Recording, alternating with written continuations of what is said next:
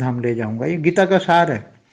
निष्काम कर्म करो, कर्म का फल की आशा न रखो, तो मुझे याद करो, कर्मयोगी बनो, निरंतर कर्मयोगी, तो मैं तुम्हें अंत में तुम्हारे विकर्म विनाश करके, और बोला हुआ है जो मेरे विकर्म याद करते उसके विकर्म विनाश होते हैं, क्योंकि उसको याद करने से आत्मा में पावर आएगी।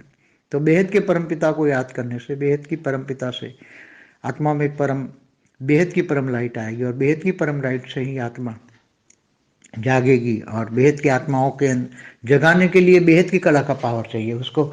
शिव बाबा की कोई आदि कला या एक कला की पावर वाले को बेहद की आत्मा नहीं जगा सकती। इसलिए ज्ञान सबसे पहला है।